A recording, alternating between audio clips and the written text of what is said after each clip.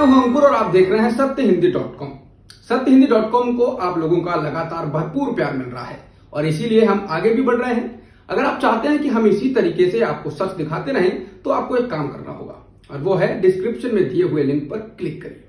चलिए अब एक नजर डाल लेते हैं अब तक की सुर्खियों पर। भारत में कोरोना वायरस के कारण मरने वालों की संख्या 686 हो गई है, जबकि संक्रमित लोगों की संख्या 21,700 हो गई है। पिछले 24 घंटे में 1229 नए मामले सामने आए हैं, जबकि 34 लोगों की जान गई है। वहीं अभी तक कुल मिलाकर 4,325 लोग ठीक भी हो चुके हैं। स्वास्थ्य मंत्रालय के संयुक्त सचिव लव अग्रवाल ने कहा कि बीते 28 दिनों पहले 4 जिलों में कोरोना के कोई मामले नहीं थे। ये संख्या अब बढ़कर 12 हो गई है, जहां बीते 28 दिनों के भीतर कोई नया मामला सामने नहीं आया है। साथ ही 23 राज्यों और केंद्र शासित प्रदेशों में 78 ऐसे जिले हैं जहां बीते 14 दिनों से कोरोना का कोई ताजा मामला सामने नहीं आया है। भारत सरकार में अल्पसंख्यक मामलों के मंत्री मुख्तार अब्बास नकवी ने कहा है कि किसी एक समूह या किसी एक व्यक्ति के अपराध के लिए पूरे मुस्लिम समुदाय को जिम्मेदार नहीं ठहराया जा सकता। नकवी ने कहा कि अल्पसंख्यक समाज में अधिकांश लोगों ने तबलीगी जमात के कृत्य की निंदा की है। तबलीगी जमात के कार्यक्रम के बाद कोरोना वायरस के संक्रमण के लिए मुसलमानों को दोष दिए जाने को लेकर नकवी ने यह बात कही। कांग्रेस शासित राज्यों के मुख्यमंत्रियों ने वित्तीय सहयोग न देने का आरोप लगाते हुए मोदी सरकार पर हमला बोला है। इनमें पंजाब, राजस्थान, छत्तीसगढ़ और पुडुचेरी के मुख्यमंत्री शामिल हैं। उनका कहना है कि अगर उन्हें वित्तीय मदद ही नहीं मिलेगी तो वे किस तरह कोरोना वायरस के खिलाफ जंग लड़ेंगे। उन्होंने केंद्र सरकार से वित्तीय पैकेज देने की मांग की है।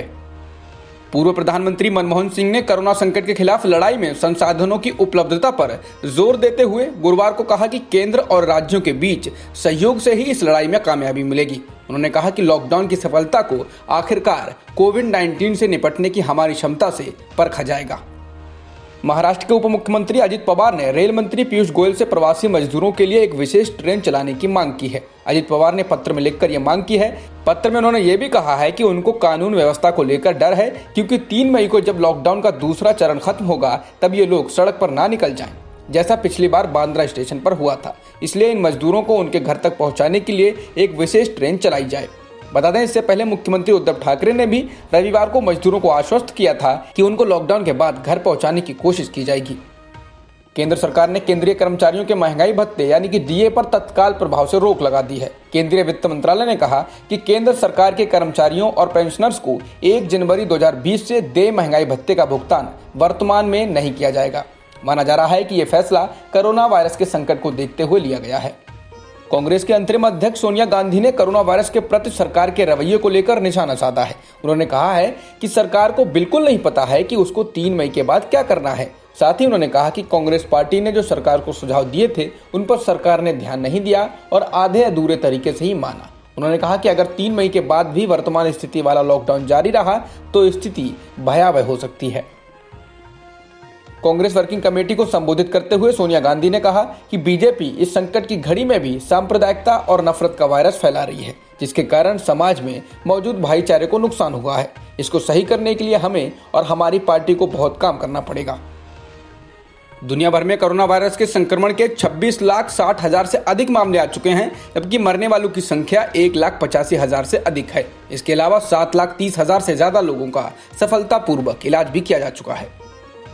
कोरोना महामारी से लड़ने के लिए चीन ने विश्व स्वास्थ्य संगठन को अतिरिक्त $3 करोड़ देने की घोषणा की है।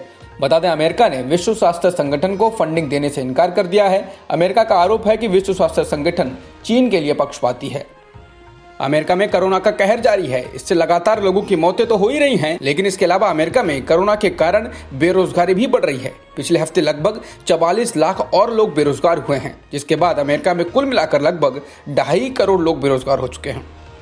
अमेरिका में कोरोना वायरस से अब तक 47,000 से ज्यादा मौतें हो चुकी हैं और 8,49,000 लोग संक्रमित हुए हैं। इसके अलावा इटली में मरने वालों की संख्या 25,000 से ज्यादा है, तो स्पेन में मरने वालों का आंकड़ा 21,000 से ज्यादा हो चुका है। अब तक की खबरों में इतना ही। बाकी खबरों के लिए बने रहिए सत्यहिंदी.com के साथ।